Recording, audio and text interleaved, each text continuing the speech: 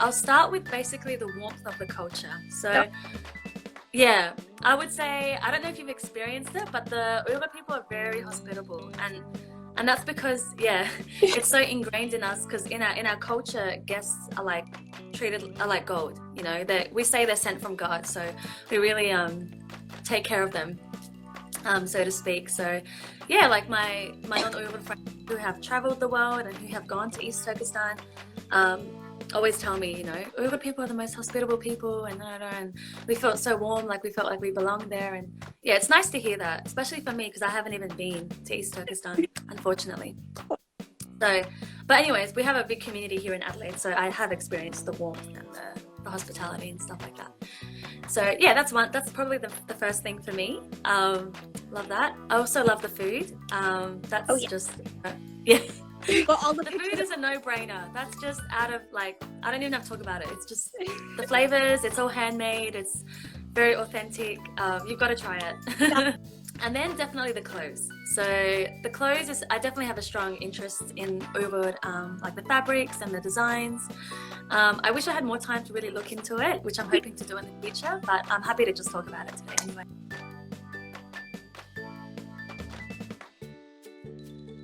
Yeah, so mainly our clothes are quite colourful and vibrant. I would say the women usually wear like a long sleeve dress with our traditional pattern on it, which I will talk about in a second. So they'll pair the long sleeve dress with a vest on top, and they'll usually add like a silk scarf around their neck. Typically that's what women wear. The men usually wear like a garment with like a scarf around their waist. But the one of the main things is that Uyghur people are always wearing the doppa, which is our traditional hat. I don't know if you've seen before, but I actually have some here to show you. I'll show you the woman's one. So this is like the typical woman's doppa hat. So as you can see, it's obviously all handmade, hand done, and it's a lot of embroidery, and a lot of it has got like flowers. Usually on the women's doppas have like flowers on them, so you kind of just wear it like that. So yeah, women's doppas are quite colourful and full of embroidery. And the men's ones are usually just simply black and white with this pattern on it. That's typical men's doppa. Also, another thing that's really integral is that women tend to braid their hair in like a number of plaits. That's a very important thing. So we usually grow our hair very long, and then we'll braid it in a number of plaits, and this symbolizes feminine beauty. So this was actually the icing. So for my birthday this year, shout out to my friend Shukran. She made this icing topper for my cake, and it's basically, I just wanted to show you for a demonstration's sake. That's how basically it looks. Thank you. Yeah, the woman's wearing the doppa with the flowers, and then she's got the long plaits down her back. So.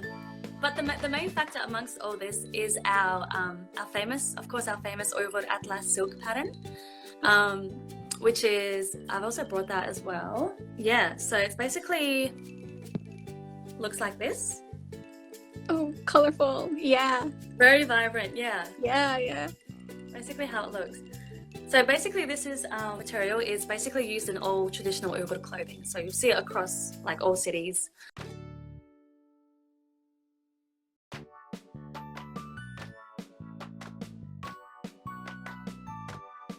Oh, that's cool. Is it red as well? Well, yeah, for Uyghurs, we usually wear red. The women wear, red. The women usually wear a red dress and a red veil. And then the men usually wear like a ton. So it's like a big traditional hand-woven jacket, like a big coat-looking thing. Yeah.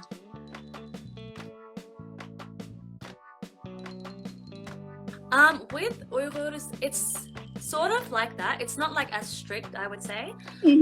But there are cities, like people from cities that would wear something more than people from other cities would. If that makes sense. So for example, like in Kumal, ladies would usually tend to wear more like flower embroidery on like velvet material, and then whereas people from like Hotan, which is where like Atlas is really made, they'll wear like more of this. And then people in like, where else? Turpan, they usually wear slightly different flower. It's still like a flower pattern, but slightly different. So it's slightly different, but it's basically the same kind of colorful, vibrant look. You can tell like it's all like Uyghur.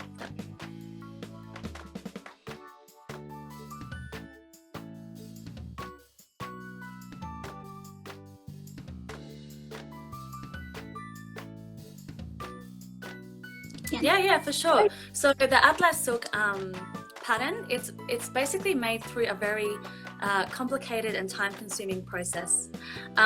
So most of the actual fine steps in crafting the material and the colors cannot be done by machine. But yeah, it's basically made by hand in the ancient tradition. So from the cocoon to weaving it by hand. To creating the blend of rich multicolored patterns. So it's a lot of like little intricate processes involved in creating the final silk pattern material. And the colors are also made from natural extracts, so from like flowers or like fruits like pomegranates or apricots. So yeah, it's a very ancient pattern because we've been doing it for thousands of years. So it is a shame when I've seen the pattern, in shops ranging from like Target to like high-end brands, and there's no acknowledgement that it's from, Turkish. From or Uzbeks. So yeah, it's a bit of a shame, but hopefully we're getting it out there. Like I said, it's a showcase of our superb fabric design, and it's a reflection of our time and culture imprinted in the fabric. And it represents and embodies the wisdom and the civilization of the Uyghurs. Because as you know, the Uyghurs were the first Turkic people to move forward from the nomadic lifestyle into a sedentary urban lifestyle. So we're very proud of that, and this pattern reflects all that time and effort.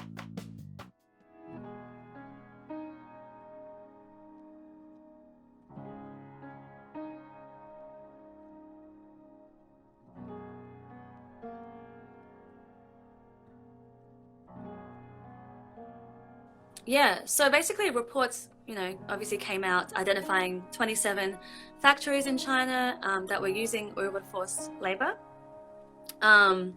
So we know that there are millions of Uyghurs and people of other ethnic groups who are in the concentration camps. But for the Uyghurs that are not in there, I think it's reported that over 80,000 are subjected to slave labor. So I'll just start by saying that a lot of major brands are complicit in Uyghur forced labor, unfortunately. Around 20% of the global cotton market is grown in China, and of which more than 80% originates from East Turkestan. And that 1 in 5 cotton garments that originate from East Turkestan are tainted by labor. So yeah, that's just really unfortunate, of course. So what can we do? Basically, obviously, raising awareness on this issue helps. So by following the right pages. I might do a post like on what pages to follow just for the regarding forced labor, and then maybe you guys can share it to your followers or something. Yeah, because there are really good ones like at Forced Labor Fashion. It shows all the brands that are complicit in slave labor, and there's like also a campaign for Uyghurs and all these other pages too. So yeah, can do something like that. I would say, so where are we at? What can we do to advocate against this? Yeah, got it. So obviously start by following the right Uyghur pages that share information about Uyghur forced labor. Shopping less would help. Of course, get more wear out of the clothes you already have. Shopping secondhand, you'd be surprised at what you find in thrift stores. Yeah, I would say boycotting brands that are also complicit. So off the top of my head, I know Zara is a big one. Yeah, Apple, Nike, Fila. But again, you've got to follow these pages because they're always putting up and updating you what brands are slave labor and what are not. Yeah. Yeah, and I would also say learn from and share and support Uyghur voices. So yeah, I would say when you follow the right pages, they usually share petitions that you can sign against slave labor, or they'll have like letter templates that you can like copy and paste and send it to government officials in your city. So yeah, really be involved in that way is a great help. Another one is this is hard, but try to avoid made in China. If you can find alternatives where you can, why not? Definitely. And also like even like buy from like your own businesses as well. Yes, buying from Uyghur businesses is a big one. I actually was going to make a post and list all the businesses. Yeah. Maybe I can do that if you like.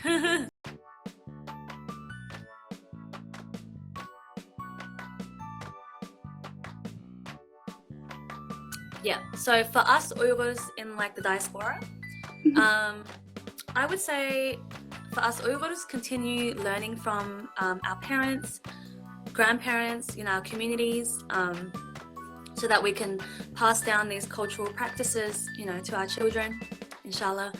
So, things like learning the food, learning the language, the dancing, every aspect of the culture. Establishing groups and societies is a good one. Like I said, you could start like a Uyghur cooking class or dancing class or something. Start like a group or a society where not only Uyghur people can join in, but potentially non-Uyghurs if they want to learn. I know a lot of non-Uyghurs want to learn our food, how to make our food. Like I get DMs all the time people asking. So yeah, establishing groups and societies in your area is a great one to help preserve the culture. Also for young Uyghurs to take opportunities, especially when it involves like the wider multicultural community. If there's a multicultural event, take part of it and represent the Uyghur culture. That's the only way people will find out about us.